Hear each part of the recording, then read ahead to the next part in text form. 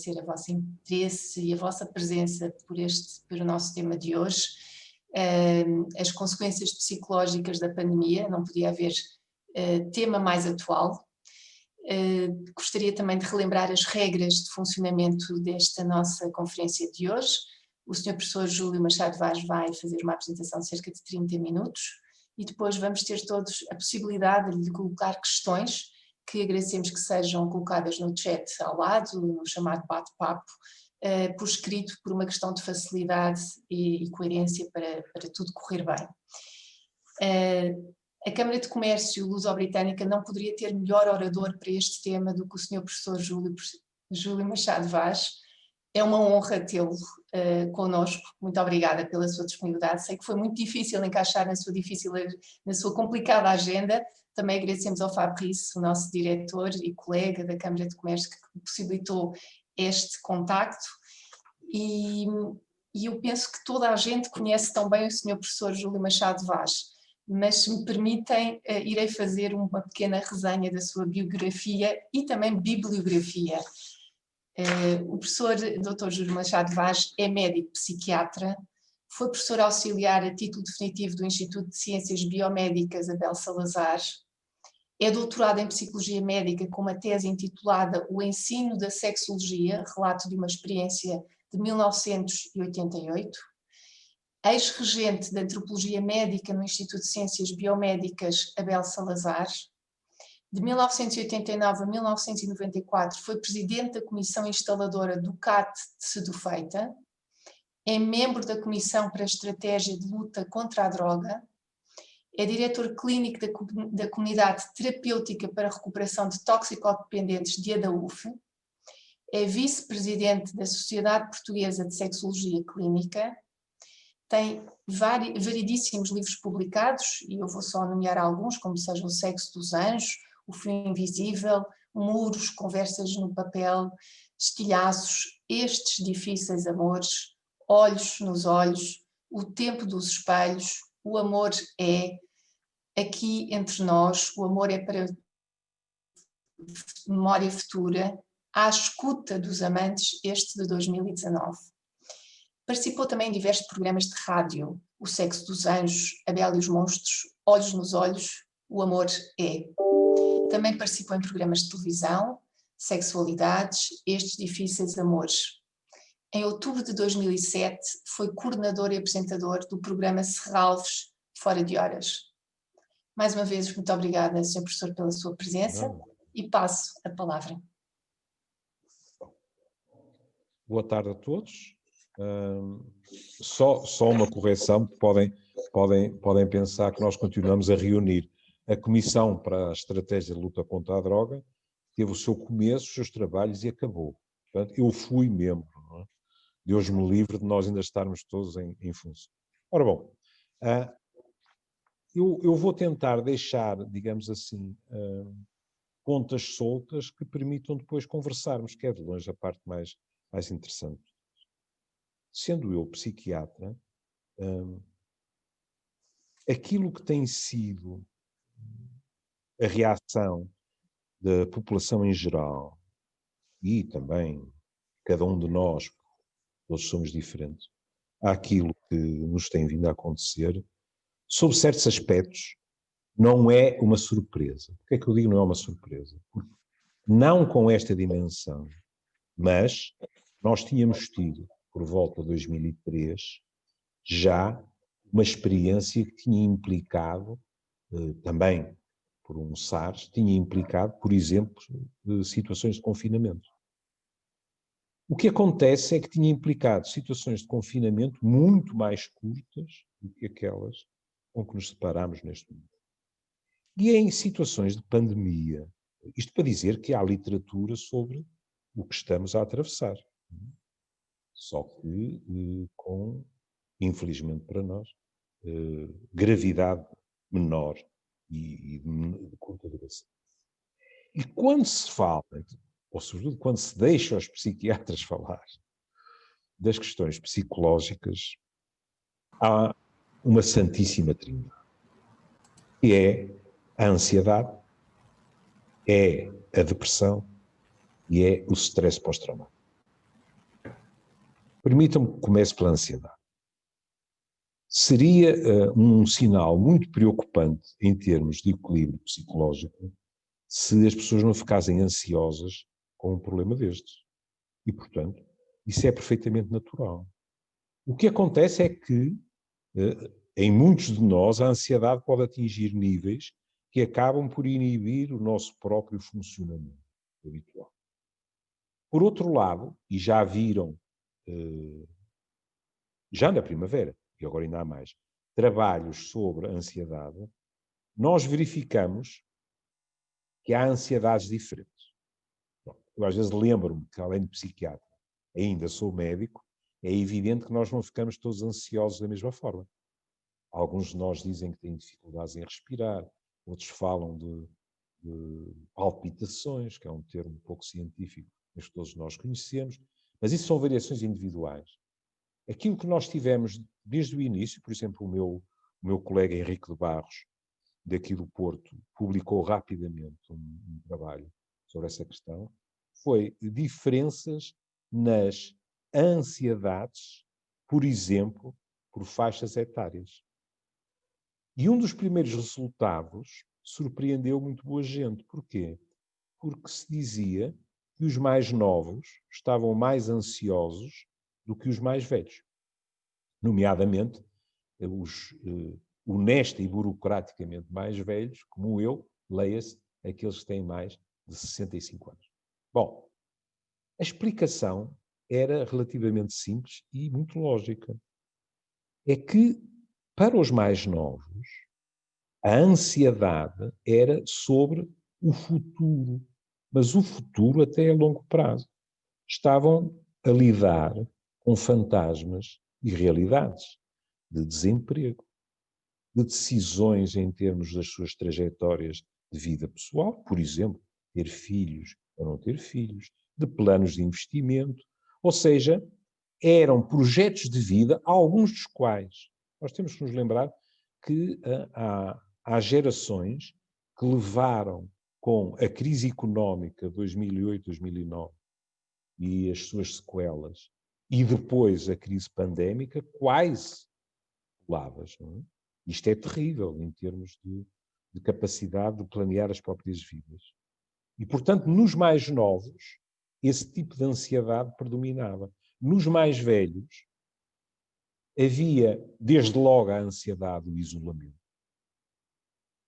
E não estou só a falar dos lares, embora os lares sejam o exemplo, infelizmente, mais trágico em todo o mundo, diga-se passagem. Os últimos números da Suécia são catastróficos em relação aos lares. Mas em termos gerais, porque rapidamente nós entramos em confinamento. E o confinamento é algo que é profundamente ansiógeno, porque mesmo para aqueles que vivem e gostam de viver sozinhos, não é a mesma coisa. Porque é, se quiserem, uma solidão obrigatória.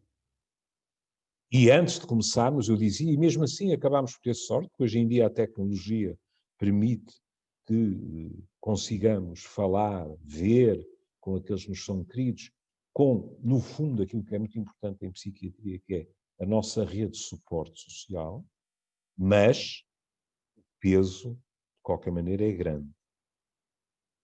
E aquilo que também verificamos é que, em termos de passagem de estados basicamente ansiosos para estados já depressivos, aquilo que nós costumamos dizer não é muito otimista. Porquê? Porque as alterações psicológicas normalmente instalam-se não de uma forma brusca, mas de uma forma paulatina. Ou seja, se por engenho e sorte, daqui a 2 ou 3 meses, o aspecto biológico desta pandemia estiver resolvido, as questões psicológicas não o estarão. A parte depressiva, não confundir com tristeza. A tristeza é um afeto perfeitamente normal. Há situações da nossa vida em que não estar triste é que é preocupante. Já a depressão é diferente. E o tipo de mundo em que nós vivemos neste momento é um mundo que facilita também o aparecimento de depressões. Mas talvez o melhor exemplo de todos seja o stress pós-traumático. Durante muito tempo, a questão do stress pós-traumático teve uma situação complicada porque nós associávamos sistematicamente o stress pós-traumático apenas à guerra colonial, que é um erro em termos científicos. Qualquer tipo de trauma pode dar uma situação de stress pós-traumático. Os americanos, por exemplo, têm uma quantidade enorme de trabalhos a seguir ao Katrina, etc. E o stress pós-traumático, sobretudo em populações que estiveram sujeitas a medidas de confinamento, pode criar problemas que se prolongam no tempo e que, para lhes falar de um grupo profissional que não só conheço bem, como tem uma enorme importância, que são os profissionais de saúde, nós temos estudos que dizem que, ao fim de 3 ou 4 anos, um profissional de saúde que viveu uma situação de doença contagiosa e que desenvolveu sintomatologia de stress pós-traumático, pode, numa consulta normalíssima, acontecer-lhe o seguinte, que é, uma pessoa chega para a sua consulta de seguimento, quiçá uma consulta que tem a ver com diabetes, doenças reumáticas, etc. Portanto, nada a ver com patologia respiratória, e esta pessoa tosse. E aquele médico pode dar 2 passos atrás, por reflexo em relação a algo que se passou anos antes. E, como compreendem, não é propriamente a melhor maneira de reforçar a relação médico-doente. Mas se estas são, digamos assim, as 3 áreas clássicas em períodos como este, para que a sociedade em geral, a medicina em particular e dentro da medicina, a psiquiatria, como é evidente, acompanhada pela psicologia, precisam de estar atentos. E isto é complicado num país como o nosso, porque é consensual que já antes da pandemia nós estávamos numa situação de carência a nível de valências de apoio psicológico e psiquiátrico no Serviço Nacional de Saúde. A pandemia veio agravar isso, como é evidente. Mas, neste momento, aquilo que preocupa muito os psiquiatras é algo que não justifica um diagnóstico psiquiátrico, que é aquilo que a Organização Mundial de Saúde falou ainda este mês, que nos jornais e online se encontra por todo lado, que é chamada fadiga pandémica. Bom, se há fadiga que seja respeitável, é uma fadiga pandémica. Qual de nós não está cansado de tudo isto, ao fim de todos estes meses, e com a sensação de que não será a curto prazo que isto fica resolvido? O problema é que a fadiga pandémica tem muitas vezes consequências perversas. Ou seja, as pessoas, à medida que vão ficando cansadas, têm tendência para facilitar, em termos de estratégias de prevenção, os cuidados mais básicos, a máscara, ao lavar as mãos, ao distanciamento, etc. E depois, há outra consequência, as pessoas ficam cansadas e depois, se quiserem, é uma escadinha, do cansado muito facilmente passa-se ao farto, e do farto ao agressivo ou irritado também com muita facilidade.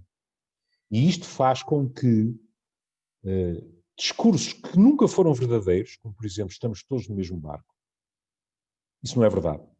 Nós estamos todos na mesma tempestade, mas não no mesmo barco. Alguns de nós viajam em iates de luxo e outros em botes de remos a meter água por todo lado. Porque não é a mesma coisa enfrentar uma pandemia destas num T0, com dúvidas se o dinheiro chega para o fim do mês, ou numa urbanização de luxo, que até, em termos de confinamento, oferece condições completamente diversas. Pronto. É bom termos a noção que a velha frase, somos todos iguais, mas uns mais iguais que outros, aplica-se aqui também. Mas estava eu a dizer, a questão de esta agressividade manifesta até a nível interpessoal.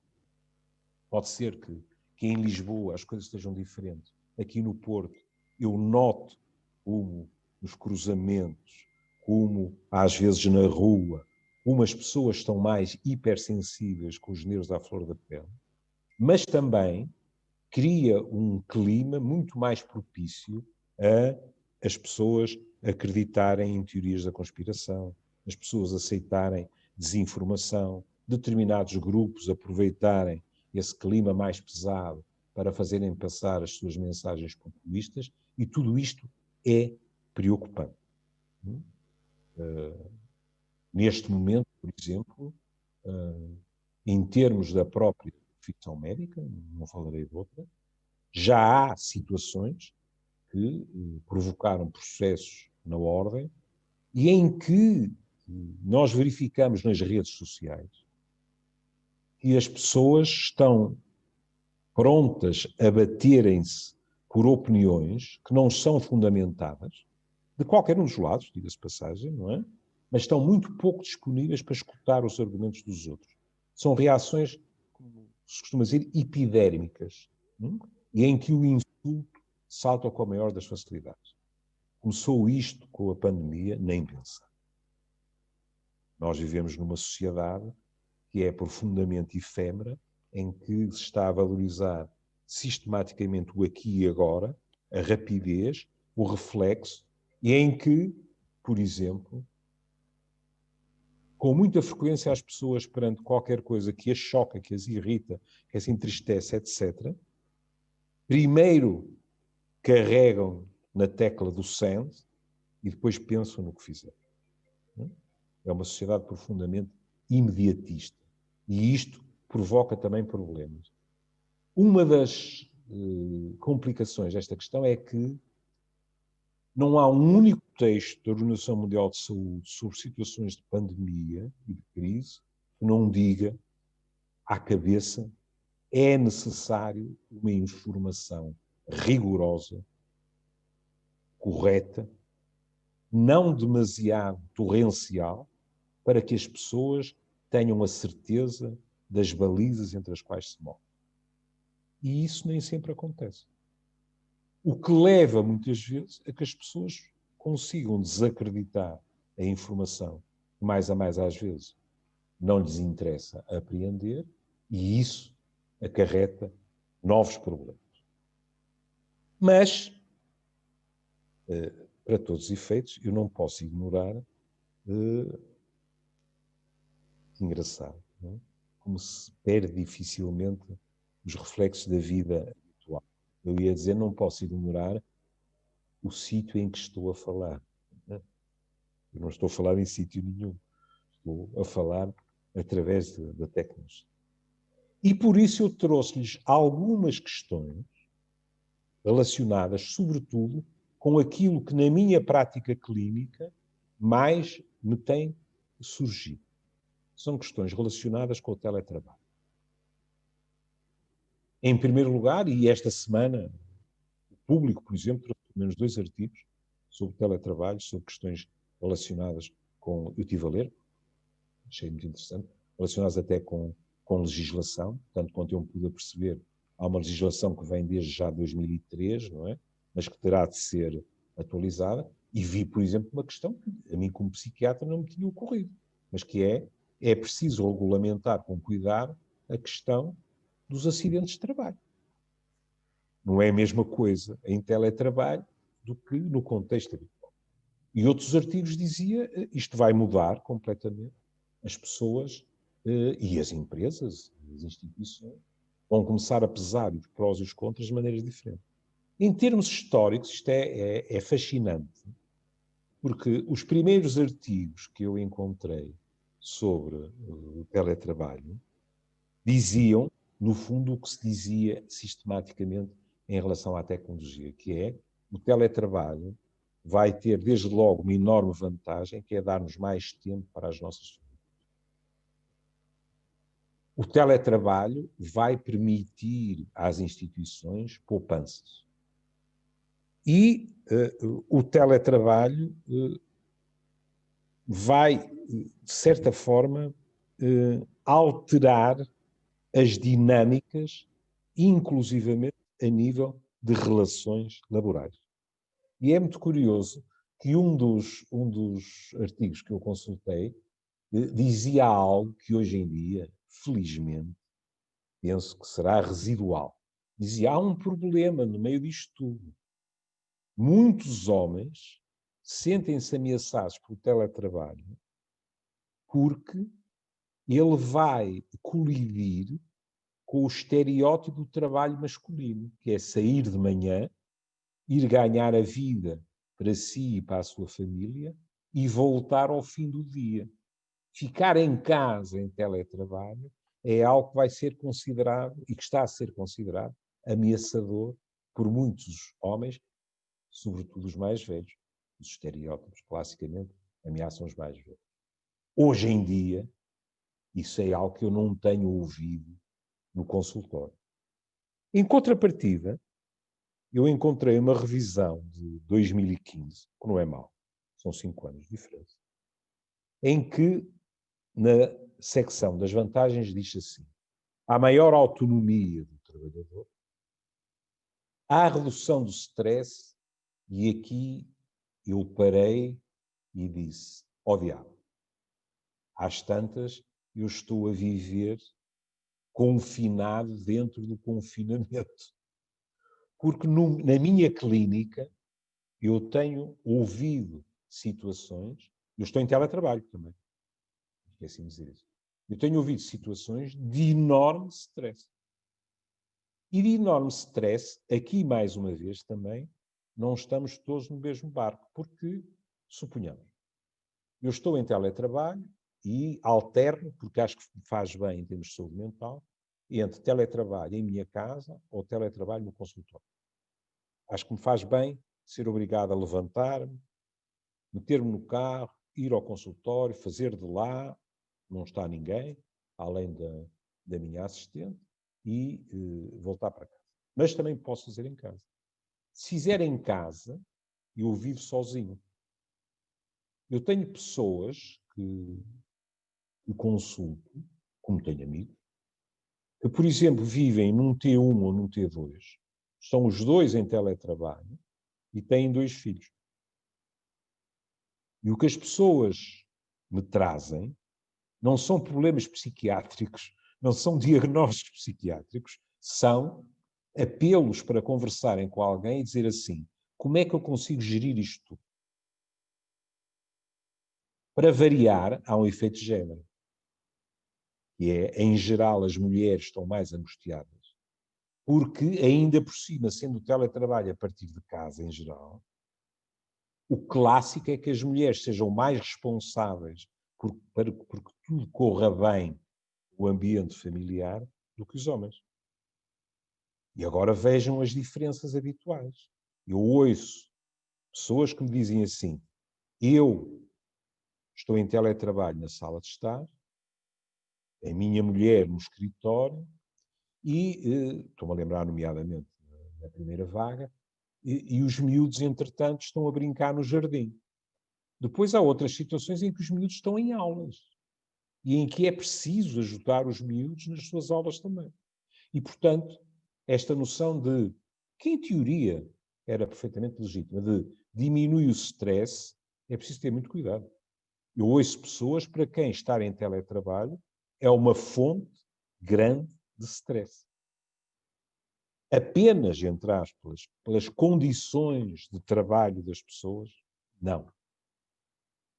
Há uma situação que também seria inevitável numa sociedade como a nossa, peço desculpa, tenho aqui o meu telemóvel porque não quero ultrapassar os 30 minutos. Há uma outra situação, que é inúmeras pessoas dizem eu não consigo manter uma separação saudável entre os tempos de trabalho e os tempos familiares. Baralha-se tudo. Às tantas, estou a não almoçar, ainda estou em teletrabalho, depois estou a almoçar à hora do lanche, depois somos vários e não conseguimos articular, depois não reparo e tenho uma reunião que ficou marcada e por acaso ficou marcada para as 9 da noite, etc. Isto insere-se, estou completamente de acordo com o que li, insere-se num pano de fundo muito mais lato, que não é restrito ao teletrabalho. É que nós vivemos numa sociedade em que, de uma maneira explícita ou implícita, é suposto nós estarmos sempre contactáveis.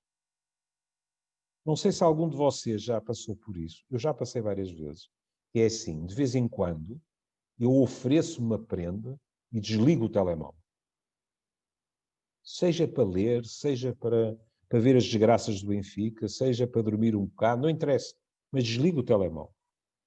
Quando volto a ligar o telemóvel, um amigo meu qualquer telefona e diz assim: eu falei, tinhas o telemóvel desligado, aconteceu alguma coisa? Eu digo: não aconteceu nada. Não aconteceu nada? Não. Desliguei o telemóvel. Desligaste o telemóvel e a pessoa está chocada. Ora bom, com este pano de fundo, com os nossos ganapos adolescentes a terem neste momento problemas que os meus colegas da psiquiatria infantil e adolescente reputam importantes, de insónia, porque durante a noite permanecem ligados também, e isso acaba por liquidar os ritmos de sono, podem compreender melhor do que eu, porque alguns de vocês já passaram por isso, que na questão do teletrabalho isto também acontece. E é bom que se diga que muitas vezes as pessoas não vêm queixar-se, por exemplo, de um superior hierárquico, com quem têm uma ótima relação. O que elas dizem é: eu própria faço isso. De repente tenho uma ideia e quando reparei, já mandei uma proposta de reunião ou um pedido para me falarem, etc. E é sábado à meia da tarde. Ou domingo, ou qualquer coisa. E esta mistura de espaço, trabalho, lazer, espaço familiar, é muito complicado de gerir e provoca stress nas pessoas. Depois, preocupações. O isolamento profissional. Nós não somos obrigados a acharmos todos os nossos colegas de trabalho as melhores pessoas do mundo. Mas há pessoas que, ficando em teletrabalho, sentem um isolamento profissional. E aqui os artigos dizem que há estratégias a desenvolver, que é assim: já que estamos a trabalhar através da tecnologia, também deve ser aproveitada essa tecnologia para que as pessoas mantenham contactos que não sejam só para trabalhar, que não sejam só para discutir qualquer coisa que tenha a ver com as suas profissões. Ou seja, o que eu dizia há 15 minutos atrás, manter uma rede aqui profissional de suporte em termos de comunicação. Por outro lado, é dito que um mínimo de problemas entre as pessoas que estão em teletrabalho pressupõe 3 coisas. Pressupõe o equilíbrio a nível familiar, pressupõe uma relação saudável com o grupo de pares, leia-se, os que ao mesmo nível estão em teletrabalho. Terceiro, pressupõe uma relação saudável com as chefias. Porque a possibilidade do aparecimento de mal-entendidos, de questões que não são resolvidas e que eventualmente poderiam ter sido no face-a-face, etc., aumenta muito. Depois há outro aspecto em relação também ao teletrabalho, que nós temos ouvido falar muito, mas sobretudo nas questões educativas. É que o teletrabalho, pelas exigências tecnológicas que tem, pode acentuar o fosso entre pessoas com um estatuto mais privilegiado e outras com um estatuto menos privilegiado. Por último, penso que estamos perto da meia hora, estamos em 27 minutos. Por último, mas não é uma questão de hierarquia, é algo que é preocupante, até em termos de saúde física, nomeadamente questões de oftalmologia, o chamado cansaço informático. As pessoas podem ficar perfeitamente esgotadas. Mas também isto se insere num quadro mais lato, ter 71 anos também tem vantagens. Eu sou do tempo em que se dizia, com os computadores, com a tecnologia, etc., nós vamos ter muito mais tempo para passear, para ir ao cinema, para estar com a família, etc. Em teoria, sim. Eu, na minha profissão, estou sempre a ouvir pessoas que me dizem assim, e depois, no intervalo do almoço, agora já não é isso, mas aqui há uns 20 anos ou qualquer coisa era assim, no intervalo do almoço, como não é assim tanto tempo, eu fico a jogar Tetris. E, portanto, às 2 da tarde, recomeçavam no computador, depois de ter estado a hora do almoço no computador. E, portanto, isto significa que muitas vezes nós vamos encontrar problemas. Vou repetir de novo, tenho que me lembrar que sou médico. Por exemplo, a nível da qualidade do sono. Pessoas que passam horas e horas com ecrãs à frente, mesmo respeitando a regra mínima, que é, por favor, depois do jantar deixem-se disso, com muito mais facilidade nos vêm dizer que apareceram dificuldades em termos do sono. Em termos psicológicos, bom, isto aqui agora dava para começar outra meia hora, que é o teletrabalho em determinadas personalidades reforça um dos problemas com que nós nos debatemos, que é a dependência tecnológica. Foi dito na minha nota biográfica que eu sou diretor clínico da DAUF.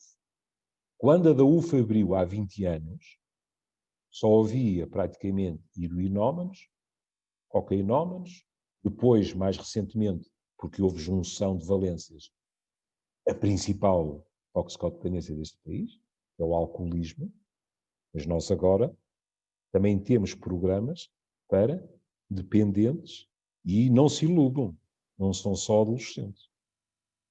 Para pessoas que estão completamente dependentes da tecnologia e que precisam de fazer um verdadeiro desmame em termos de utilização de dispositivos eletrónicos. Em alguém que tem predisposição para isto, o teletrabalho pode reforçar a tendência. Para terminar só, eu lembrar-lhes-ia mais uma vez, porque acho que é importante não isolar um tema do que é a sociedade em geral, eu lembrar-lhes-ia para muita gente, hoje em dia, o virtual praticamente tornou-se mais real do que o real de carne e osso. Porque no virtual, as pessoas, já nem estou a falar de questões que entram pela desonestidade e pelo crime, às vezes também. Mas a mera desonestidade, nós criamos um perfil e eu, que sou um taco de 1,70 m, de olhos castanhos, posso pôr lá que tenho 1,80 m e tenho olhos azuis. Pronto. Ninguém me impede de mentir descaradamente, não é? Mas não estou a falar disso propriamente. Estou a falar de que há uma sensação de controle das variáveis e de omnipotência no mundo virtual que não existe no mundo real. E para lhes dar um exemplo clássico, nós neste momento também nos debatemos com problemas com adolescentes que são capazes de tudo em termos técnicos, que desenvolvem as mais diversas relações em termos virtuais e que são incapazes de convidar um rapaz ou uma rapariga, a quem acharam piada, para ir tomar um café na pastelaria da esquina. Porque isto faz com que eles estejam ansiosos.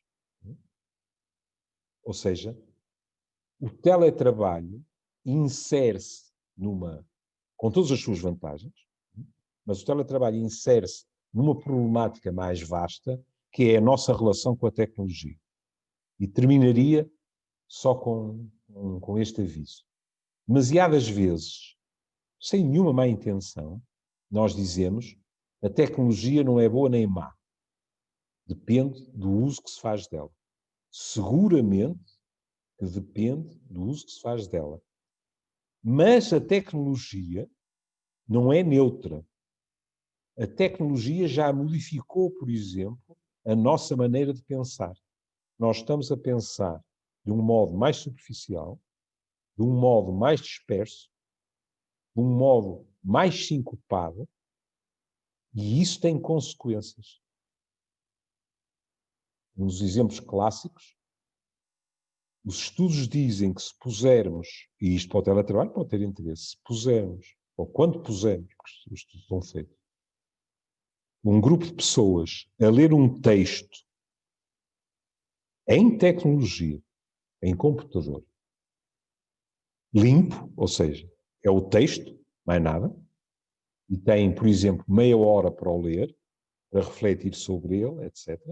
E outro grupo que lê exatamente o mesmo texto, mas que está, entre aspas, enriquecido com hiperligações sobre o tema do texto, quando depois se vai falar com os dois grupos, o grupo que não tinha acesso a hiperligações compreendeu melhor, expõe melhor, digeriu melhor. Porque os outros, grande parte deles, perderam-se completamente no manancial de informação à sua disposição. É por isso que uma das tarefas mais importantes do sistema educativo hoje em dia é não demonizar a tecnologia, era o que faltava, com tudo o que já nos trouxe de bom, mas dar capacidade aos mais novos e aos mais velhos de triar. Nós somos incapazes de absorver toda a informação que nos chega. Se não formos capazes de triar, os resultados podem ser catastróficos. Penso que já passei 2 minutos e isso não estava nos meus planos. Estou à vossa disposição para qualquer coisa relacionada com aquilo que eu falei ou qualquer coisa ao lado. O pior que pode acontecer é eu responder não sei, e até pode acontecer outra coisa que é muito bom, que é vocês dialogarem entre vocês também. Não é preciso serem perguntas, comentários são muito bem-vindos também. Estou à vossa disposição. Obrigada, Sr. Professor. Nada. Muito interessante, como sempre, e vamos passar, já temos aqui uma série de questões que gostaríamos de que fossem clarificadas pelo Sr. Professor, portanto a Helena vai fazer o favor de as ler. Então, a primeira pergunta é do Paulo Alves em Mocom. A pergunta é: gostaria de perguntar ao Sr. Professor como antecipa a evolução das relações sociais em locais públicos, nomeadamente no ato da compra. Irão evitar grandes áreas comerciais onde se promovem ajuntamentos e optar pelo comércio de proximidade? Vão assumir as compras online para evitar os contactos? Os eventuais efeitos da pandemia deverão perdurar por X tempo ou serão permanentes? Muito obrigado. Estou só, entendendo que a minha memória começa a parecer-se perigosamente com o queijo suíço, estou a tomar nota. As relações sociais, fico grato por ter começado assim, porque nem sequer são só as relações sociais em termos de comércio. São as relações sociais do curso. Pronto. Mas a questão que me foi posta foi sobretudo em termos comerciais. É muito curioso, penso que foi na semana passada, atenção que hoje é sexta, mas já saiu o Expresso, portanto, vou falar, se calhar já há 15 dias. Sim, há 15 dias. Vinha um artigo muito interessante sobre as chamadas cidades 15 minutos. Aldeias 15 minutos, peço desculpa. É um conceito desenvolvido sobretudo por um professor da Sorbonne, que diz assim, e que acrescentava: estamos na altura ideal para verificar as vantagens.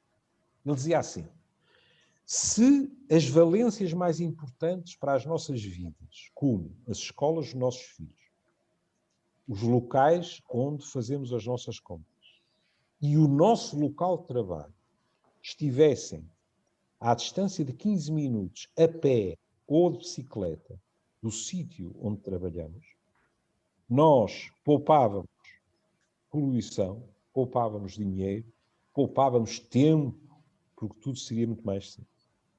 E, portanto, ele dizia que se devia favorecer, nos chamados PDMs, nos planeamentos urbanos, a formação de essas quais ilhotas, que a pouco e pouco, desejavelmente, formariam um arquipélago. A notícia tinha, aliás, algo que todos conheciam por completo, que ele próprio tinha estado em contacto tanto com a Câmara no Porto, como a Câmara em Lisboa.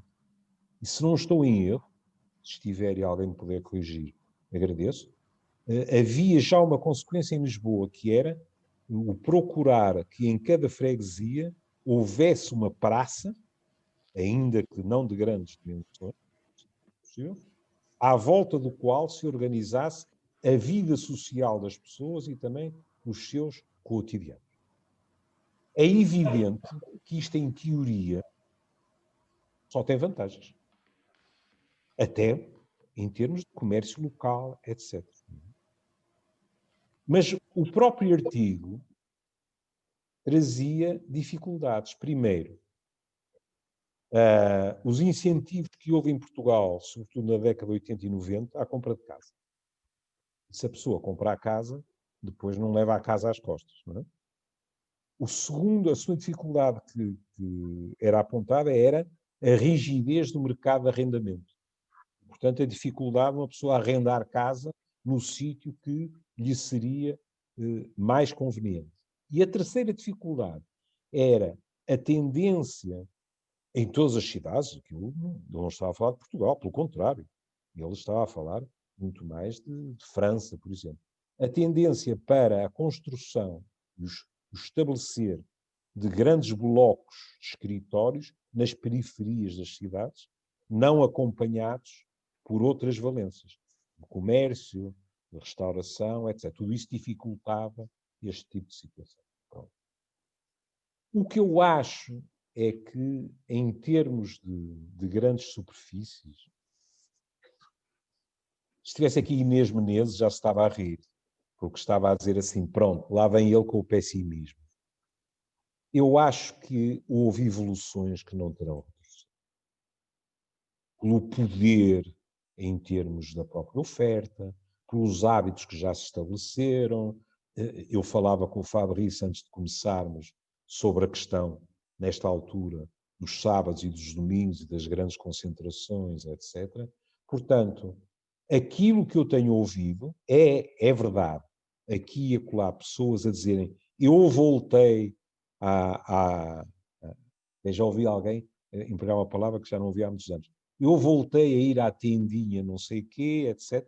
Mas são fenómenos isolados. Aquilo que eu tenho ouvido na maior parte das pessoas são as suas dificuldades para continuar a ir às grandes superfícies onde estão completamente habituadas a ir. Em contrapartida, a segunda questão que é posta, a minha resposta, cuidado, isto é uma visão impressionista, não é? Vocês estão a ouvir a opinião de um tipo cuja profissão é ouvir pessoas, mais nada, isso não tem nada científico. Agora, também já li sobre isso, mas o que eu tenho ouvido é aquilo que eu atrevo-me a dizer, um crescimento exponencial de compras online. Por exemplo, entre aspas, antes de vir para aqui falar com vocês, eu saí do consultório e a minha assistente pessoal estava a esfregar as mãos toda contente, porque já lhe estavam a chegar algumas das prendas de Natal que ela já comprou online e que ela diz, doutor, quando isto se resolver, não quero outra coisa. Isto é muitíssimo mais simples. Se quiserem um exemplo mais prosaico, não citarei o nome da cadeia, mas nas últimas semanas ela diz-me, doutor, o doutor veja lá em casa se precisa de qualquer coisa, porque como eu estou a encomendar para mim, encomendo também para o doutor e o doutor depois leva daqui o consultório para casa. E isto acho que é qualquer coisa que é irreversível. Porque as pessoas, houve muitas pessoas, sobretudo, que tinham, eu, por exemplo, eu ia dizer, eu era assim, não, eu era assim, continuo a ser assim, mas, de qualquer maneira, estou um bocadinho melhor. Havia muito nas pessoas uma noção de isto é um mundo que eu não percebo nada e não consigo fazer nada neste mundo. E de repente perceberam que é mais simples do que pensavam. Fazer compras, mas não só. Por exemplo, nós agora estamos outra vez muito atrapalhados, mas eu fiquei impressionado, também me aconteceu a mim, diga-se passagem, mas eu fiquei impressionado com a quantidade de amigos meus que, já não estando confinados, continuaram a usar serviços como o Uber e coisas desse género, em que faziam os seus pedidos online e a comida era entregue em casa. Como também fiquei impressionado com o aumento da utilização de serviços de reserva em restaurantes, etc., não pelo telefone clássico, mas também online.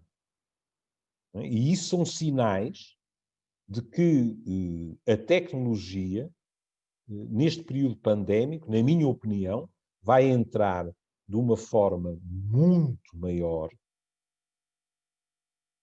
e com indiscutíveis vantagens na vida das pessoas. Pronto. Terceiro, havia a questão das grandes superfícies. Isso eu já falei, mas havia um terceiro ponto. Eu posso pedir ao Paulo... Olha, o último ponto era: os eventuais efeitos da pandemia poderão ou deverão perdurar por X tempo ou serão permanentes? Vamos ver. As crises, o meu velho amigo, infelizmente já não estando entre nós, o professor Amaral Dias, disse uma vez numa entrevista uma frase de um enorme bom senso. Ele disse: tenho-me fartado de aprender coisas com o meu AVC, mas dispensava o bem. É uma frase de profunda sabedoria, porque qualquer psicólogo ou psiquiatra de vão de escada vos dirá a mesma coisa, que é: as crises também são oportunidades. Mas nós dispensávamos bem, quer dizer, quem nos dera poder dizer isto foi um sonho mau e não houve pandemia nenhuma. Mas nas crises é possível também ir buscar determinadas coisas que podem melhorar a vida das pessoas. Aqui eu dividiria em termos nomeadamente da saúde, a questão biológica da questão psicológica. Em termos da biologia, eu acho que há bons hábitos e ações preventivas que muito provavelmente vieram para ficar. As pessoas terão hábitos mais saudáveis em termos, por exemplo, de evitar contágio. Não sei se já repararam que os meus colegas estão a dizer que a gripe sazonal, este ano, praticamente, está em greve. Porquê? Porque as precauções que as pessoas têm tomado por causa do coronavírus faz com que também não se infectem com a gripe clássica. Não é? E, portanto, em termos sanitários, e depois de uma tragédia global como esta, eu não... Mais uma vez, quem pode? Eu ia me esquecer e tenho a obrigação de o dizer, porque sou professor de antropologia médica. Quando nós dizemos nas televisões ou online às pessoas: caramba, não é assim tão difícil, usem máscara, lavem muitas vezes as mãos. Mas eu ouvi colegas meus da África a dizer: lavem as mãos com que água? Eles não têm água corrente. Portanto, mais uma vez, não é um pecado, mas nós temos normalmente uma visão afunilada, que é: pensamos na nossa classe social e pensamos na nossa sociedade ocidental. Quando nós vemos, por exemplo, os números de uma Índia, eu não encontro um colega meu que considere aqueles números corretos, que é impossível saber. Pelas condições de vida, pelos números brutais em termos de habitantes, etc. E, portanto, essas coisas também temos que as manter em perspectiva. Mas, voltando ao que eu dizia, eu acho que em termos de determinado tipo de precauções, há modificações que vieram para ficar. Em todos, nem pensar. Nem agora, quanto mais depois da pandemia. Em termos psicológicos, aí tenho muito mais dúvidas. Porque nós somos um bicho muito especial. Somos um bicho que, quando está apertado, promete tudo a si mesmo, a Deus, ao destino, etc. Mas, quando deixa de estar apertado, tem uma enorme facilidade de voltar a funcionamentos anteriores. E eu estou-me a referir a quê? Por exemplo, um apelo que nos foi feito foi sistematicamente o apelo do altruísmo social. Nós lembrarmos que não somos responsáveis apenas por nós, mas também pelos outros. Todos vocês conhecem pessoas, mesmo agora estamos no meio do calor, estão nas tintas para o bem-estar social. Mas em termos gerais, eu acho que as pessoas até têm correspondido. Significa isso que, quando passar esta altura, nós seremos necessariamente uma sociedade mais solidária? Tenho muitas dúvidas. Nós vivemos numa sociedade capitalista de consumo. Uma sociedade capitalista de consumo é uma sociedade paradoxal em termos psicológicos, que é assim. É uma sociedade profundamente individualista, salve-se quem puder, e ao mesmo tempo massificada. Porquê? Porque há uma coisa que todos somos, é consumidores. E, portanto, é-nos instilada uma mentalidade de que o que é preciso é consumir. É isso, meu bom amigo Anselmo Borges, o próprio Papa, o que é que dizem? Dizem que vivemos numa sociedade em que o ter tornou-se mais importante do que o ser. E é verdade. Não é? Com este tipo de crises, nós deveríamos pensar assim, bom, mas isto são avisos do acaso, do destino, do Deus, seja ele qual for, etc. A seguir, nós seremos globalmente uma sociedade diferente. No passado não foi assim. Vai ser desta vez? A única coisa que eu posso responder ao nosso amigo Paulo é que para mim seria uma agradável surpresa. Obrigada, Sra. Professora. A próxima pergunta vem do Sams Rudowski. Boa tarde, Dr. Júlio Machado Vaz. Considera que alguma coisa positiva poderá vir com a pandemia? Obrigado. Considero. E agora está alguém a ouvir a dizer assim, isso é completamente paradoxal o que você acaba de dizer. Calma. Eu estava a falar em termos da sociedade em geral. Mas, numa sociedade que, em geral, na minha opinião, continuará a manter as suas características de uma sociedade capitalista de consumo, com todas as suas dificuldades e desvantagens, nós não nos podemos esquecer, por exemplo, que o que os estudos nos dizem é que o fosso entre os mais ricos e os mais pobres tem-se vindo a acentuar. Há 15 dias atrás saiu um artigo em vários jornais que dizia que durante a pandemia surgiram mais não sei quantos milhares de multimilionários. Ou seja, enquanto uns estão a fechar portas, a falir, etc., há outros para quem a pandemia foi uma oportunidade extraordinária de negócio. E nem sequer, isto não é nenhuma canelada aos laboratórios e às vacinas. Não, não. Não é preciso ser um laboratório com vacina para lucrar com crises. Há sempre quem possa lucrar. Mas, em contrapartida, tem havido fenómenos em que nós pensamos assim, caramba, ainda há coisas boas. Sei lá, na urbanização onde eu vivo, os vizinhos mais novos perguntaram aos mais idosos se queriam que eles lhes fizessem as compras. E iniciativas semelhantes a estas existiram por todo o lado. E, sobretudo, isto agora é formação profissional. Ainda bem que foi colocada esta questão, porque eu devia ter falado disto na exposição. Não foi nem um, nem dois, nem 5 indivíduos que me disseram, sabe de uma coisa?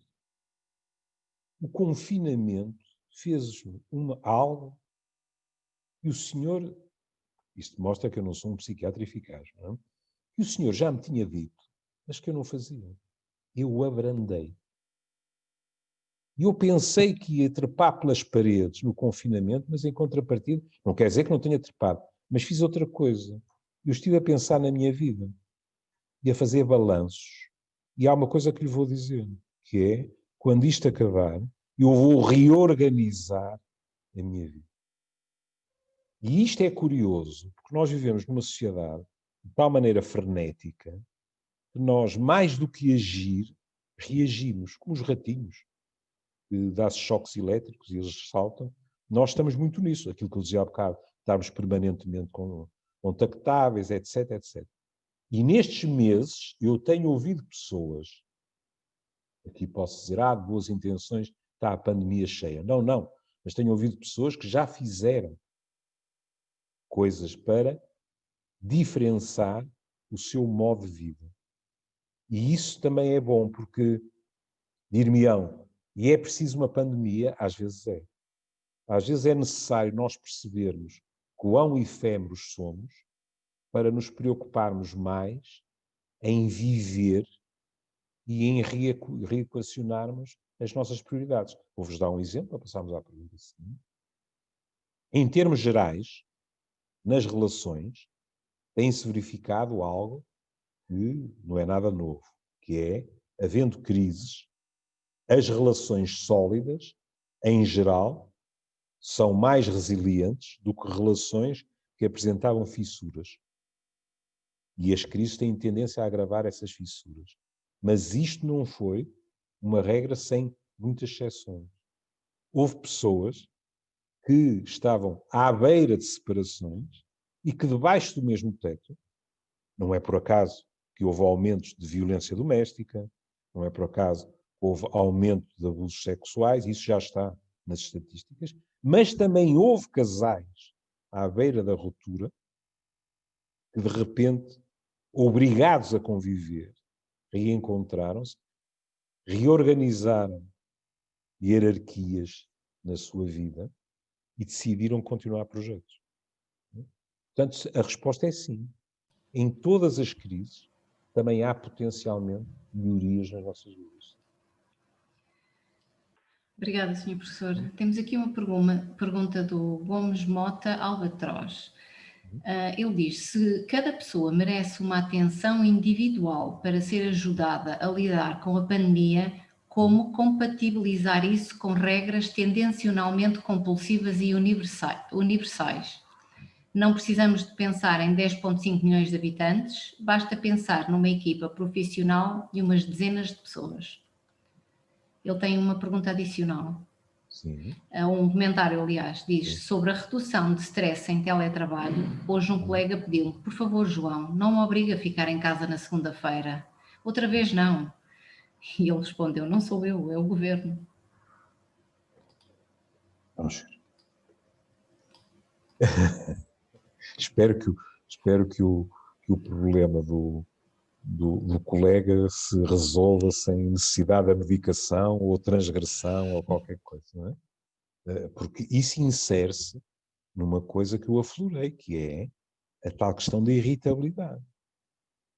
As pessoas começam a ficar muito irritadas e a probabilidade de transgredirem passa a ser muito maior. Ficam por aqui, pronto. É claro que aqui também há muito de cultural. Veja, agora aproveitamos a questão da sociedade capitalista. Nós somos uma sociedade muito individualista. Vou dar um exemplo da clínica. Eu tenho pelo menos 2 pessoas que conversam comigo a partir de Macau, portuguesas.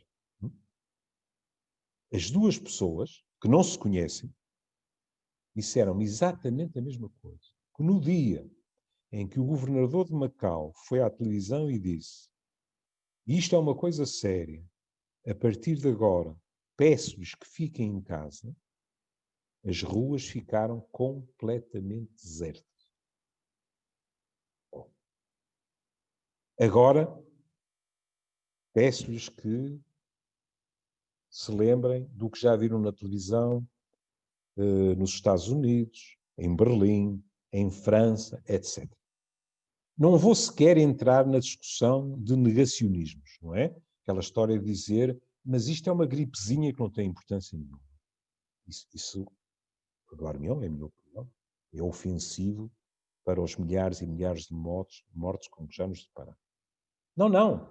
O que eu vou falar é das pessoas que dizem, atenção, nós temos questões de saúde pública que eu não estou a negar, mas também temos questões que têm a ver com liberdade individual e direitos individuais. E tem que se encontrar um equilíbrio entre as duas coisas. E eu acho que os meus direitos estão a ser demasiado coartados. Aliás, se não estou em erro, se eu estiver, corrijam-me, eu penso que em Portugal o Supremo disse que o governo regional dos Açores não tinha o direito de impor a quarentena em hotel que impôs num determinado período. Alguém se lembra melhor disto do que eu? Eu posso estar a confabular. Mas eu acho que foi considerado que não havia o direito de o fazer. Ontem mesmo, o Supremo Tribunal dos Estados Unidos, por uma votação de 5-4, considerou inconstitucional as medidas preconizadas pelo poder em Nova Iorque em termos de reuniões religiosas,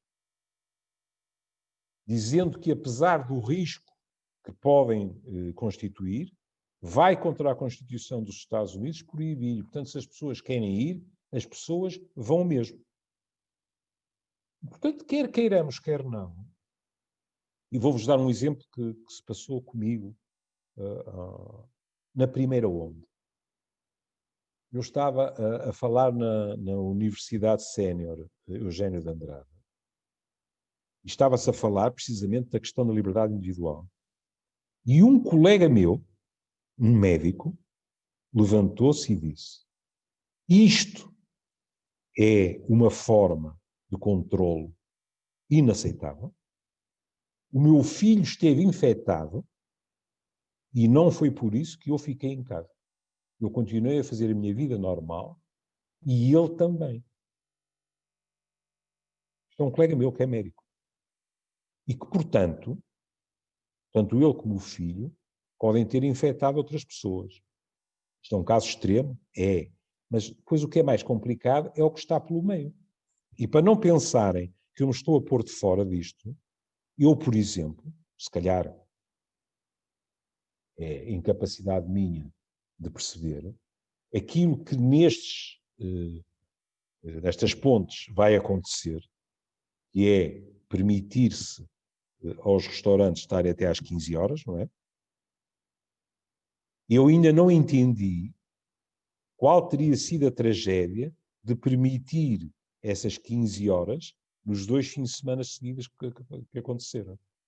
Porque permitir estar até às 15 permitiria à restauração, que está completamente de rastros, pelo menos servir almoços. Até às 13 horas, isso é completamente impensável. Dizem-me assim, é para evitar ajuntamentos. Mas durante a semana, nós vamos aos restaurantes, e se não estou em erro, o limite é 6 pessoas, não é? O que é? São 6 pessoas.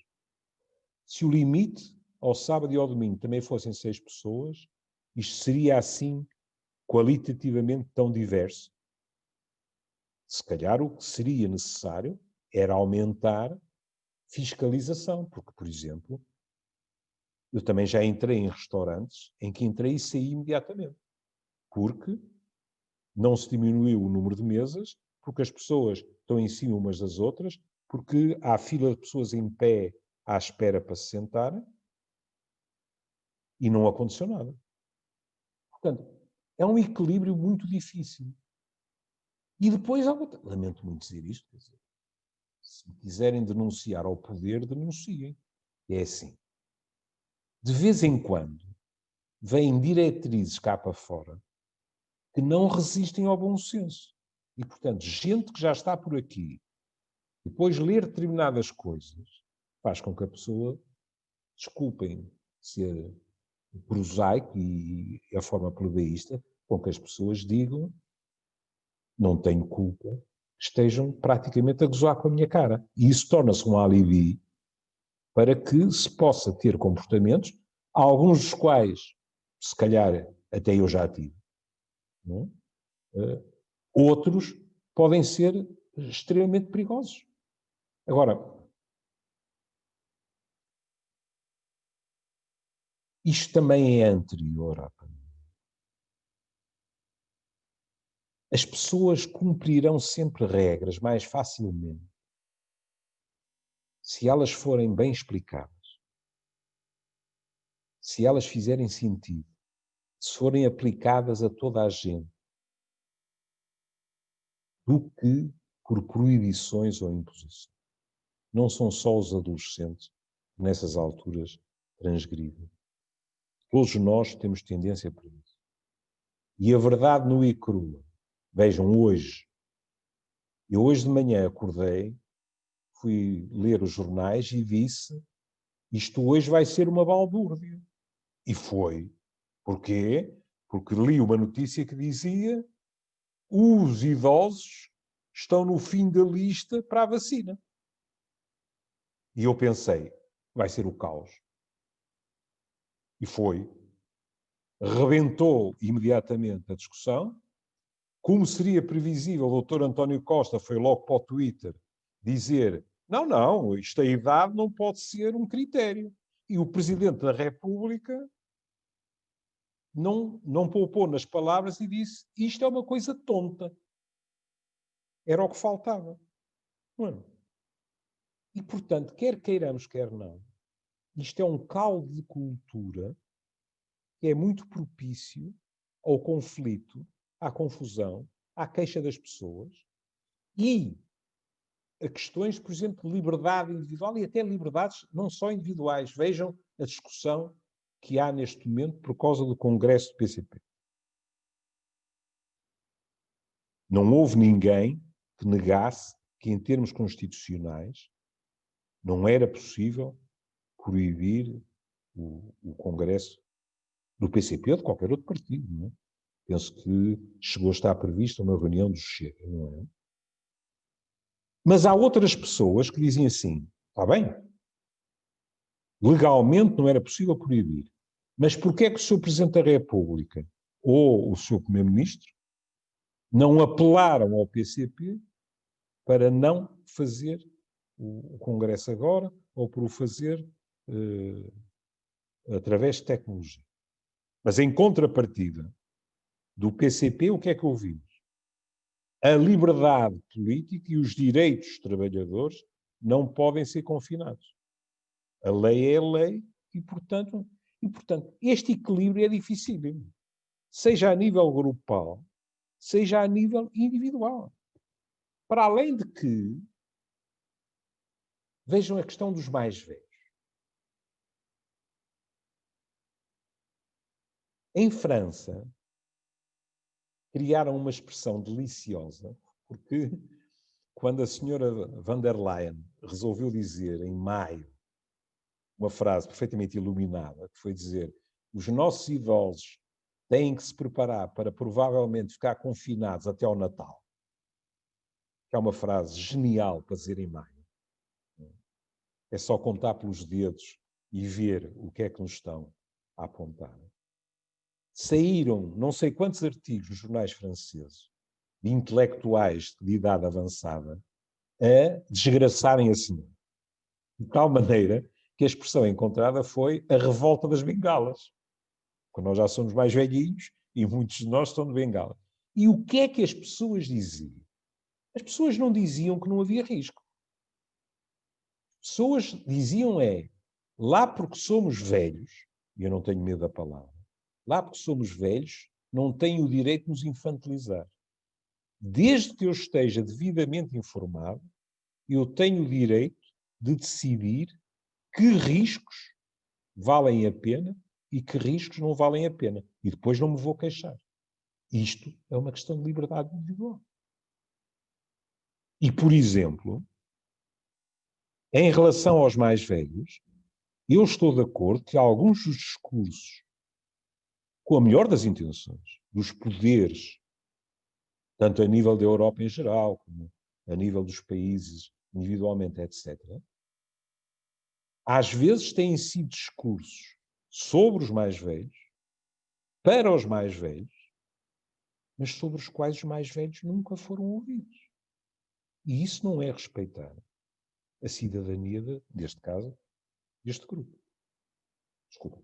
Outra coisa. Muito obrigada, Sr. Professor. Doutora Teresa, o que é que acha? Estamos com... Temos uma panóplia de perguntas, mas não sei se nos vamos alongar muito no tempo.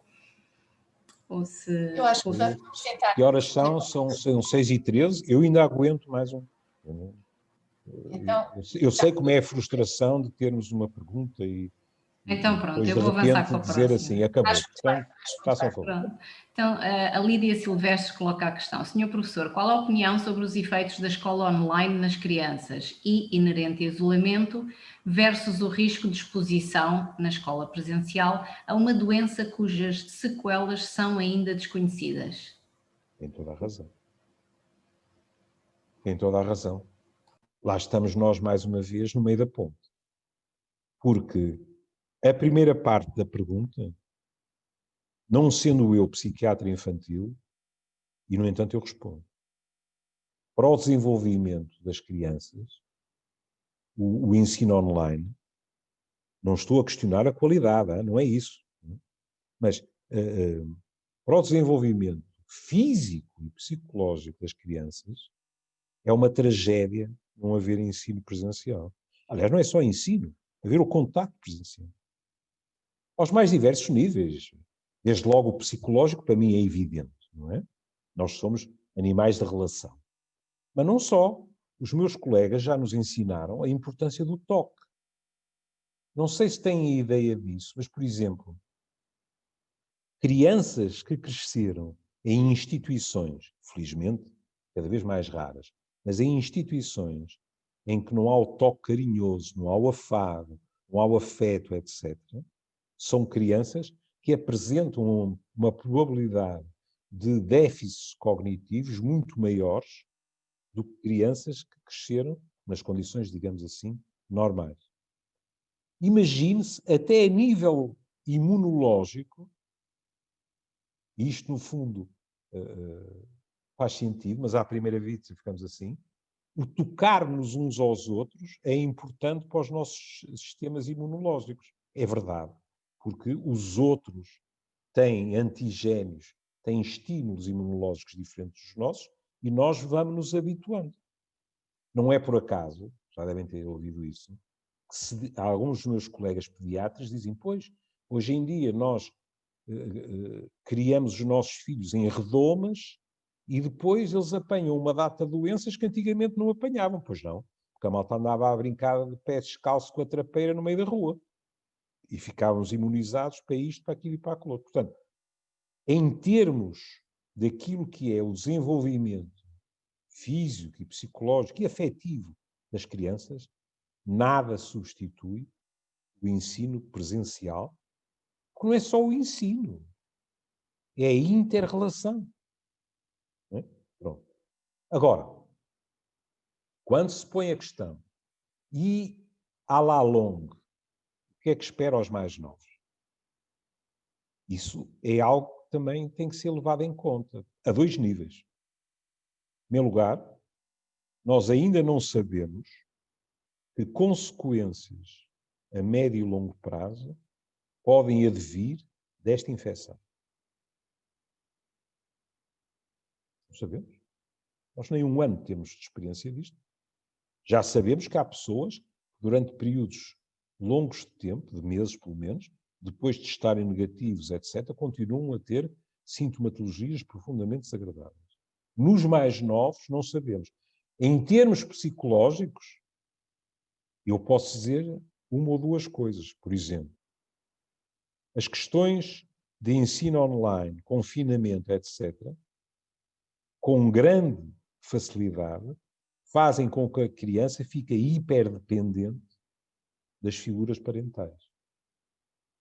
E isto também não é bom para a criança, porque o que é crescer? Um crescer é crescermos para autonomias. E se a pessoa fica hiperdependente, é muito mais fácil que surjam, por exemplo, dificuldades no contacto social, fobias sociais, etc. Isso não é bom para as crianças, e quando eu digo as crianças, digo também para os adolescentes. Não é? E, portanto, há dois aspectos. A nível biológico, nós não sabemos. A nível psicológico, vamos pôr aqui um panorama de filme de horror, mas tudo aquilo que prejudique o crescimento relacional das crianças pode fazer com que mais tarde elas apresentem, já não crianças, mas elas apresentem dificuldades, seja no relacionamento, seja na sua capacidade de se abrirem aos outros, seja na confiança básica que se deposita nos outros, que evidentemente são de considerar. Quem for vivo verá. Muito obrigada. Uma próxima pergunta da Vicky Rodrigues é: considera que as crianças ou adolescentes estavam mais equipados para lidar com a pandemia e o afastamento social do que os adultos, dado que já viviam num mundo virtual, onde privilegiavam a comunicação eletrónica face à comunicação pessoal, e se a pandemia vai agravar essa situação? Vou começar ao contrário. Para aqueles, por exemplo, para quem o mundo real é no virtual, é evidente que a pandemia agrava essa situação. Não é? A primeira parte da pergunta é mais complicada. Porque se por um lado a ganapada se moveu com muito mais facilidade do que os tipos do paleolítico como eu, no manter as relações através da tecnologia, posso-vos assegurar que, em termos do que tem sido o coartar, há bocado estamos a falar de liberdade individual, do que tem sido o coartar da sua liberdade de se juntarem, e nomeadamente os adolescentes, isso tem provocado um enorme sofrimento. Porque o grupo, na adolescência, com todos os telemóveis, com aqueles casalinhos que alguns de vocês já podem ter visto, às vezes nos jardins, estão sentados lado a lado, mas estão a testar um para o outro, o que aparentemente parece completamente esotérico, mas isso acontece, e não só com eles. Eu há muito pouco tempo vi dois colegas meus, um a chegar, o outro a encaminhar-se para a porta para lhe abrir a porta, e enquanto cada um deles fazia a sua parte do encontro, ainda vinham a mandar SMS um ao outro. Estavam a 3 metros de distância. Eu gostaria de lhes recordar que já há cidades na Europa que têm avisos para os peões escritos no chão. Porque as pessoas vão olhar para o telemóvel e, portanto, por uma questão de segurança, o aviso está escrito no chão e não tipo semáforo, porque as pessoas estão assim. E vocês já devem ter ouvido notícias de acidentes por causa disso também. Como havia antes com os headphones, etc. Não é? Pronto. Mas isto para vos dizer, também já há trabalhos feitos sobre isso, e que nas revisões para os psiquiatras da adolescência e para os psiquiatras infantis, um dos conselhos que é dado é, sempre que possível, manter o contacto com o grupo de pares presencial. Porque o nosso crescimento é muito feito apoiado nisso. Às vezes, com aspectos até a posteriori engraçados, na altura não tem piada nenhuma, não é? Eu cresci, para aqueles que conhecem o Porto, eu cresci praticamente, quando não estava em casa, estava no Majestic. E aquele grupo do Majestic era o meu grupo de pares. Havia situações que hoje em dia fazem sorrir. Havia porque, por exemplo, nós mentíamos todos uns aos outros, não é? Nós estávamos num fim de semana e depois à segunda-feira reunia-se tudo no Majestic e alguém dizia, eu este fim de semana engatei uma miúda bestial e tal, e depois toda a gente dizia que também tinha engatado, tinha sido bestial e tal e tal. Muitos dos outros acabei por descobrir que era mentira. E eu estava a mentir com os dentes todos. Eu não tinha sequer visto uma rapariga por perto. Mas o que eu não ia era ficar atrás. Isto são mecanismos grupais. Nós temos de ter a noção, por exemplo, vejam na questão das drogas, de uma forma mais compreensível. Estou a ouvir alguém. Bom, se houver qualquer coisa, depois tens. Nós muitas vezes preocupamos com as chamadas más companhias. É um clássico. Mas o grupo de pares também pode ser um fator protetor magnífico para o crescimento de um adolescente. Por exemplo, se naquele grupo ninguém bebe álcool, é muito mais fácil para aquele adolescente também não beber álcool do que num grupo em que todos bebem e em que, com aquele medo terrível que nós temos de não sermos aceitos pelos outros, ele, nem que não lhe apeteça, vai beber também, para não correr o risco de ser posto fora, não é? E, portanto, a resposta é sim. Pese embora o uso e abuso que muitos deles fazem das redes sociais, é um erro da nossa parte pensar que eles deixaram de valorizar o contacto pessoal. É falso. Aliás, eu posso certificar isso com 48 horas de distância, porque na quarta-feira os meus 2 netos praticamente começaram a Terceira Guerra Mundial com o pai, porque o pai lhes disse que tinham que estar em casa às 10h30 da noite e eles bateram-se ferozmente por poderem entrar às 11 menos um quarto. Porquê? Porque iam ter com os amigalhados. Portanto, tipos que passam a vida no telemóvel. Mas continua a haver aquela coisa de abalo. E isso é importante para os desenvolvimento. Muito obrigada, professora. Temos aqui uma pergunta da Rosário Carvalho. Ela diz: boa tarde, excelente apresentação. Tem alguma sugestão para melhorar as relações entre os pares e as FIAs neste ambiente de teletrabalho? É verdade que as pessoas tendem a comunicar mais frequentemente em teletrabalho, mas é difícil manter as comunicações não profissionais, mas que são tão importantes para manter relações saudáveis e a nossa saúde mental. Muito obrigada por oferecerem este webinar sobre um tema tão importante. Acho que há 2 questões diferentes. A segunda questão é de uma importância extrema, que é pela nossa, a velha expressão é pela sua saúde, não é? Pela nossa saúde, em teletrabalho ou sem ser em teletrabalho, nós devemos continuar a regar, digamos assim, as nossas relações não profissionais. E dentro do possível, isto não é nenhuma regra, por amor, aí há liberdade individual. E dentro do possível, evitar também contaminá-las com a questão do trabalho. É bom para nós, de vez em quando, fechar o trabalho no cofre e falar de outras coisas.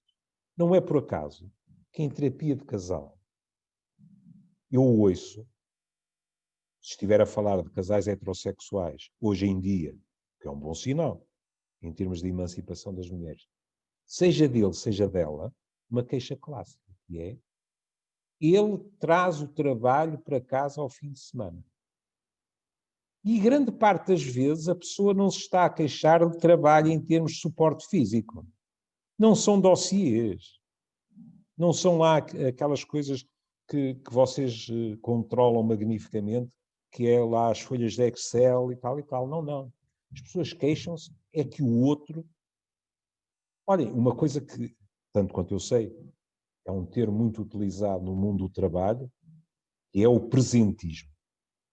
Nós falamos muito do absentismo, portanto a pessoa falta, mas também há o presentismo, que é a pessoa estar fisicamente no trabalho, mas não rende. A cabeça está a anos-luz. E as pessoas queixam-se desse presentismo na vida familiar. Dizem: doutor, é impossível. Ao fim de semana, ele ou ela isola-se, ou cala-se. Estamos a conversar, dizemos qualquer coisa, ele diz o quê? E o que é que está normalmente na raiz disso? O trabalho continua lá. Já nem estou a falar da questão, por exemplo, de estar sempre contactável. Outro dia, um adolescente em terapia familiar encravou os pais por causa disso. Os pais disseram, não, isto acabou. A partir de agora, à mesa, não há telemóvel. Nós vamos para a mesa e o teu telemóvel fica no teu quarto. E quando acaba a refeição? E ele respondeu, mas vocês atendem o telemóvel durante o almoço e o jantar. E os pais disseram, mas é o trabalho. E eles, não interessa. De qualquer maneira, o almoço e o jantar não devia ser para estarmos em família. E os pais chegaram à sessão um bocado engasgados. Porque é verdade. Portanto, agora, com as chefias. Isso, em primeiro lugar, há muitas maneiras de chefiar. Uma coisa é mandar, outra coisa é chefiar. Uma coisa é um patrão, outra coisa é um chefe. Quem lidera pelo exemplo, por exemplo, passe a terrível frase em termos portugueses, quem lidera pelo exemplo, normalmente, mais do que obedecido, é respeitado. E isso é bom. E nessas situações, não é por ser em teletrabalho que a dinâmica desaparece. Por exemplo, alguém que lidera e se preocupa com os seus subordinados, lá porque eles não estão no escritório, na empresa, aqui ou acolá, eu ia dizer tem obrigação, mas não o faz por obrigação. Faz por respeito pelos outros e por respeito pela própria instituição. Muito frequentemente reserva espaços individuais para saber como é que as pessoas estão a sentir, como é que as pessoas poderiam eventualmente organizar-se melhor para o trabalho, para ouvir sugestões. Nós não podemos demitir-nos, tenho que assumir claramente, tudo o que eu chefiei até agora nunca foi por teletrabalho. Estou a falar de experiências minhas de chefias presenciais. Nós não nos podemos demitir da chefia. Portanto, de vez em quando há situações em que nós ouvimos a opinião de toda a gente e depois ficamos sozinhos para tomar uma decisão. E não podemos recuar perante essa responsabilidade. Mas é infinitamente mais profícuo quem depois vai ter que obedecer a diretrizes, ter a noção. A minha voz é ouvida, os meus argumentos são levados em conta. Eu tenho um espaço para poder falar, evidentemente sem esquecer a hierarquia, mas olhos nos olhos e não, como infelizmente cada vez mais acontece neste mundo, que é nós dialogarmos não com pessoas, mas com instituições sem rosto. Isso é terrível. As pessoas sentem-se muito desprotegidas e muito sós.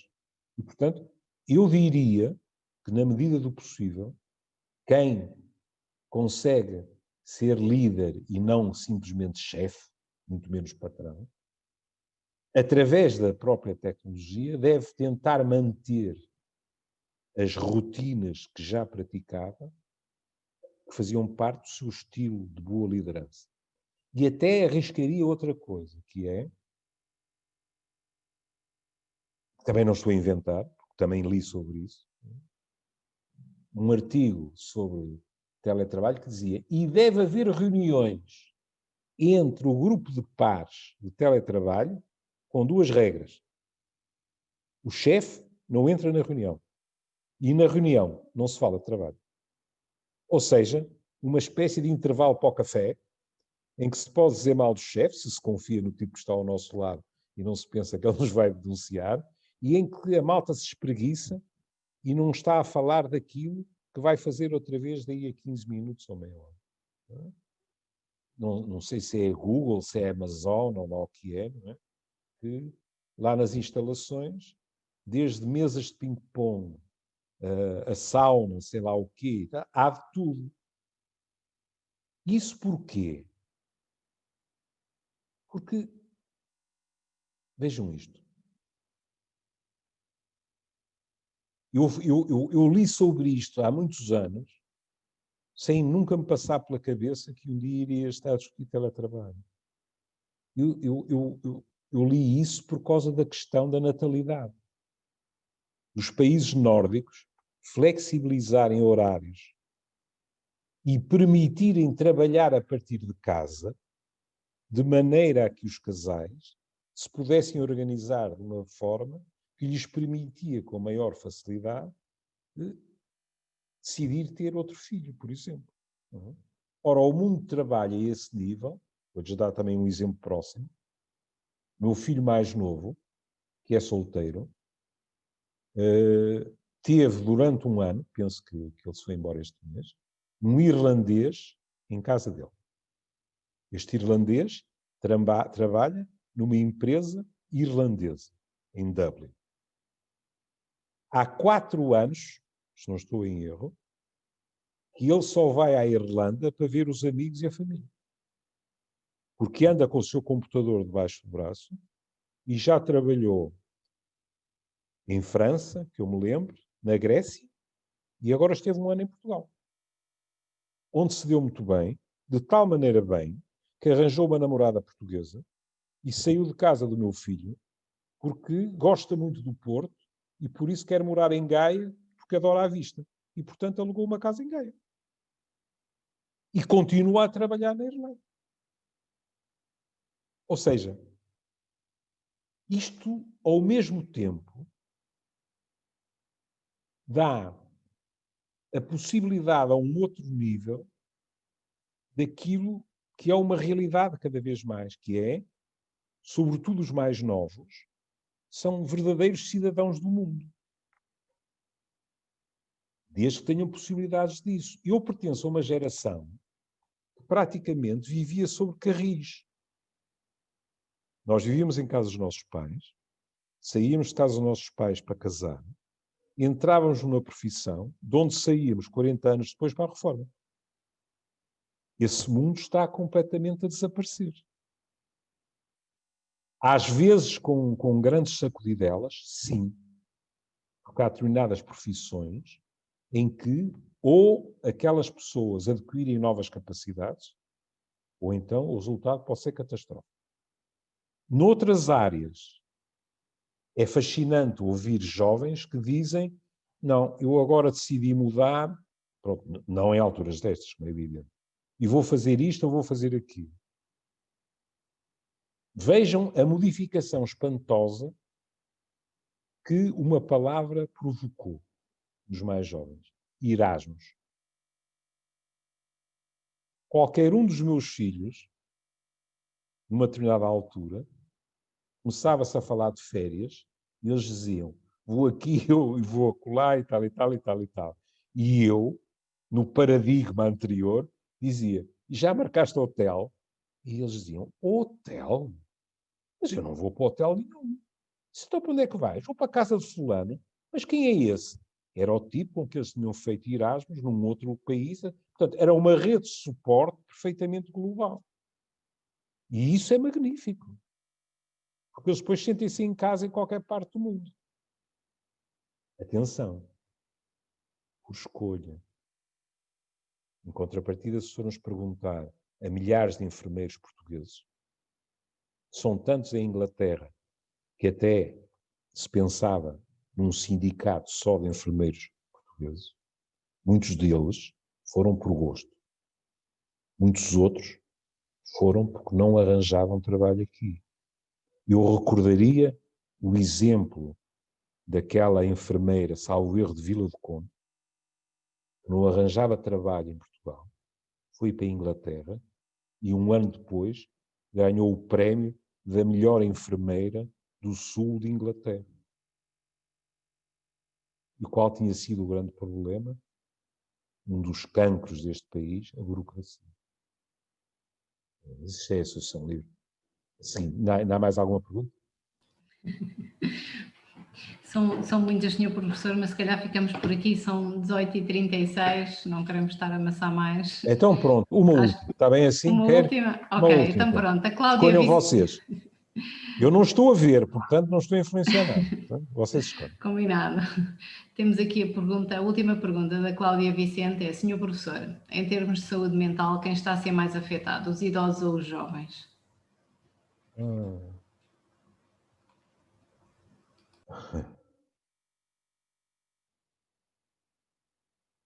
É uma hierarquia que eu não gostaria de estabelecer, porque são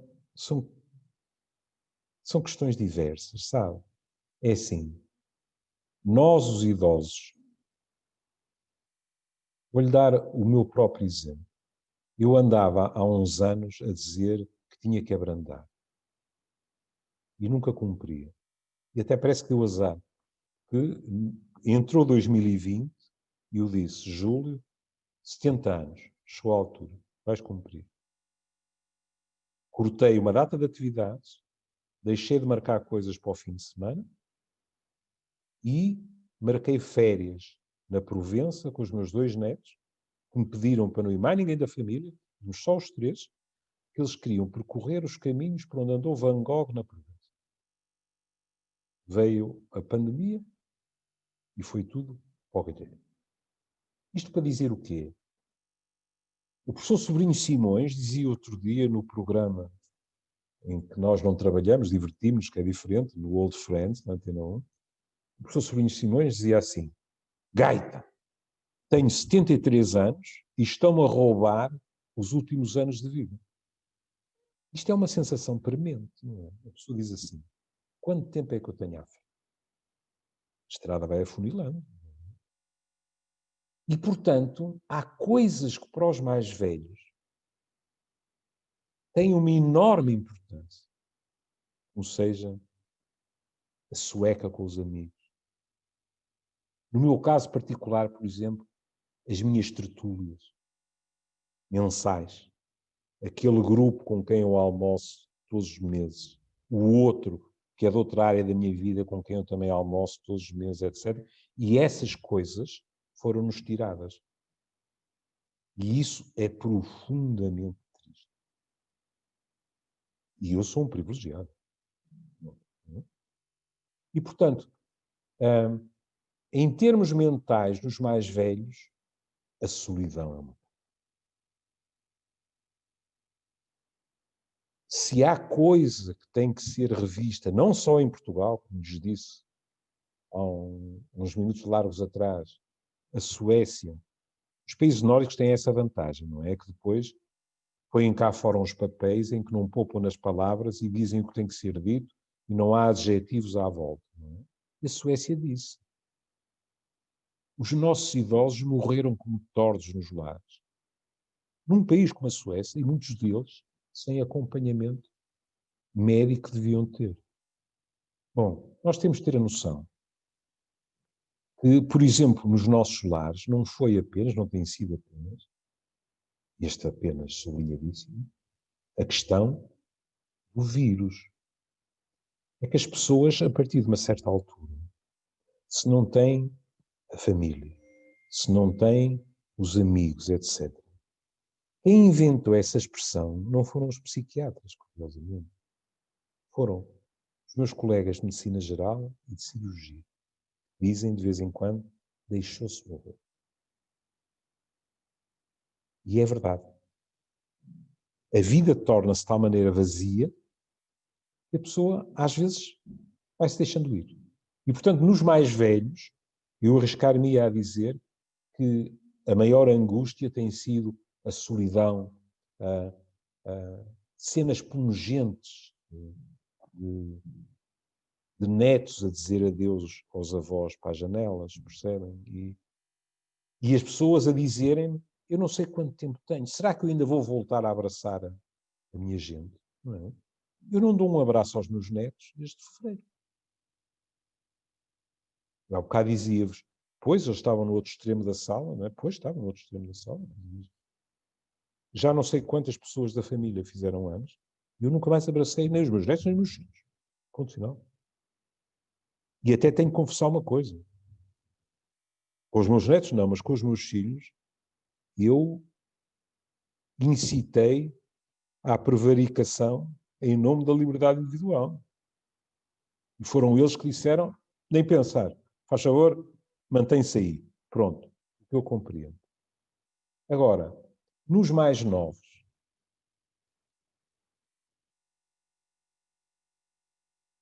é assim, quais mais novos? Nós falámos das crianças e dos adolescentes. Eu devo confessar que aí não estou muito pessimista. É verdade que hoje já tivemos notícias pouco agradáveis em relação a uma das vacinas. Mas pronto, eu acho que a coisa se vai acabar por resolver. E com eventuais problemas, até em termos relacionais, etc., mas que diabo, tem uma vida à frente. Mas não é por acaso que se diz que nós vivemos na sociedade mais adolescente que já existiu.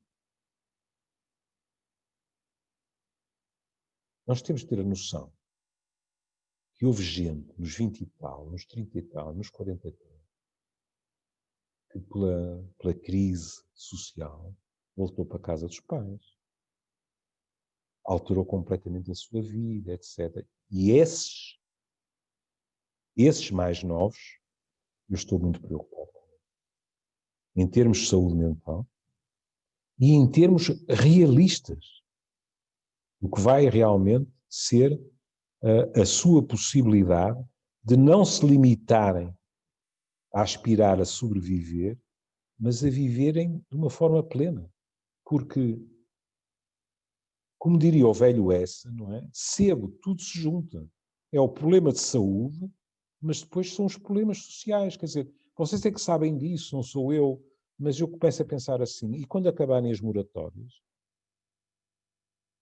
e quando já não houver dinheiro para o aluguer da loja, e quando isto e quando aquilo, a sensação que eu tenho, vocês dirão se eu estou muito enganado, é que, embora os sinais de crise social já estejam aí, muitos deles na rua, estamos longe do pico.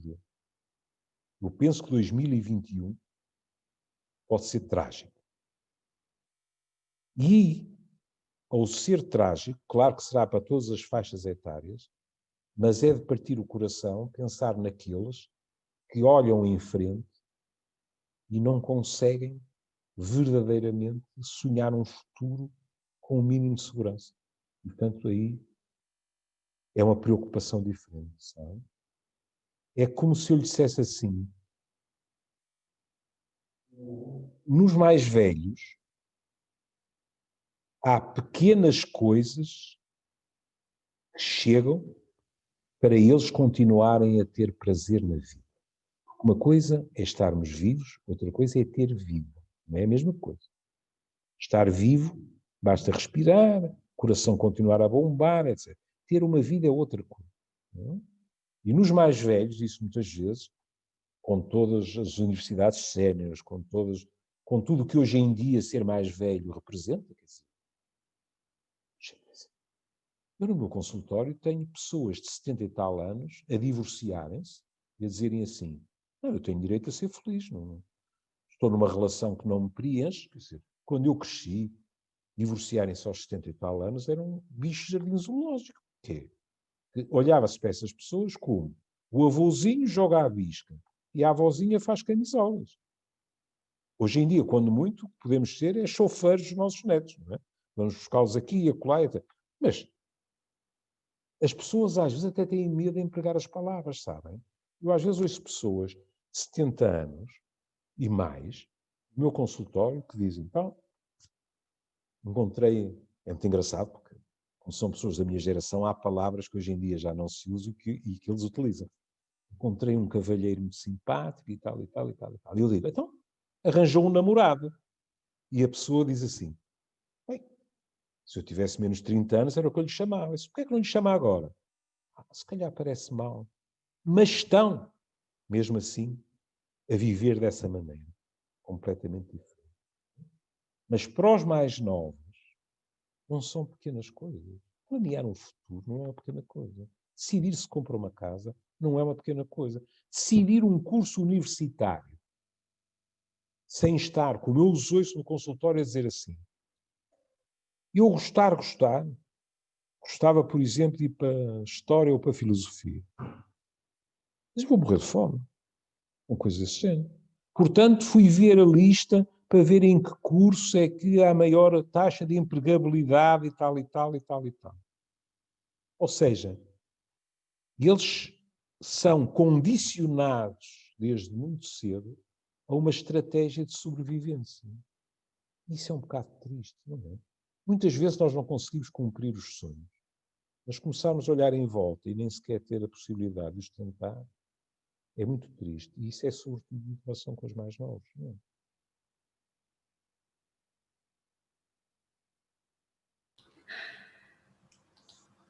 Senhor professor, e se mais tempo houvesse, mais tempo estaríamos aqui. Mas isso é abuso de idosos. Isso é punido por lei. Eu denuncio-vos. Gente, foi um prazer. Até à próxima. Foi um prazer enorme. Muito obrigada. Muito obrigada a todos que nos acompanharam, Sr. Professor. Foi um prazer, uma honra. Portanto, muito obrigada. Muito obrigado pela vossa gentileza. Até à próxima. Muito obrigada, Sr. Professor. Até à próxima. Muito obrigada a todos.